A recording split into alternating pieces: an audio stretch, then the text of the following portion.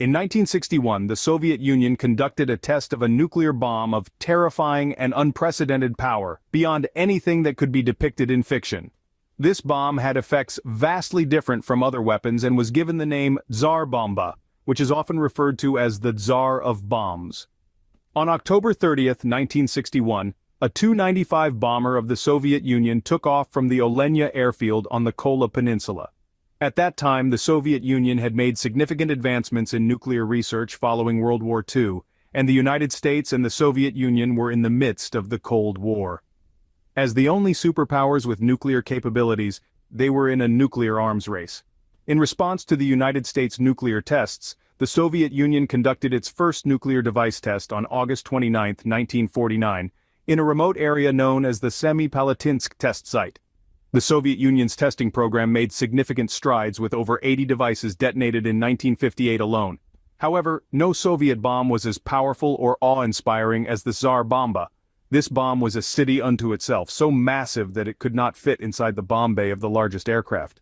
It was shaped similarly to the Little Boy and Fat Man bombs that had devastated the Japanese cities of Hiroshima and Nagasaki 15 years earlier.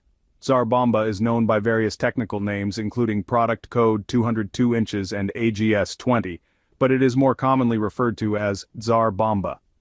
Tsar Bomba was the result of a determined effort by Soviet scientists to create the most powerful nuclear weapon ever conceived, driven by the desires of Soviet Premier Nikita Khrushchev. The fear of the sheer might of Soviet technology, even more terrifying than a steel behemoth, loomed over the world. It was a doomsday weapon, a last resort that was not meant to be used unless there was no other choice. The bomb, painted white to reduce the effects of flash from the explosion, was dropped by a massive Tu-16 bomber. It was so large that it had to be carried externally because it couldn't fit inside the aircraft's bomb bay. The bomb weighed over 27 tons, with dimensions of approximately 8 meters long and nearly 2.6 meters in diameter. When it detonated at 11:32 Moscow time, it created a massive fireball visible from a distance of 1,000 kilometers. The mushroom cloud rose to an astonishing 64 kilometers, and the shockwave extended over a vast area of nearly 100 kilometers. The effects of Tsar Bomba were horrifying. Entire villages like Severny, located 55 kilometers from the test site, were completely destroyed. Even locations hundreds of kilometers away from the blast suffered various degrees of damage, from collapsed buildings to shattered windows. One lucky aspect of this test was that the fireball didn't touch the ground, which limited the amount of fallout. However, the amount of energy released was beyond imagination, estimated at around 57 megatons or 57 million tons of TNT. This made it 1,500 times more powerful than the bombs dropped on Hiroshima, and 10 times the total explosive power of all the weapons used in World War II. The impact of Tsar Bomba was felt around the world, leading to condemnation not only from the United States and the UK, but also from neighboring nations of the Soviet Union. Fortunately, the limited fallout from the explosion reduced potential casualties. Tsar Bomba's terrifying power and the worldwide fear it inspired played a role in subsequent international agreements to control and limit the use of nuclear weapons. Sure, it appears that Lazada's participle had a powerful impact. One of the architects behind these nuclear marvels was a Soviet physicist, who later gained worldwide fame for his efforts to eliminate nuclear weapons. He was a prominent figure in the Soviet nuclear security program, involved from the very beginning and a member of the team that designed the first Soviet nuclear bombs.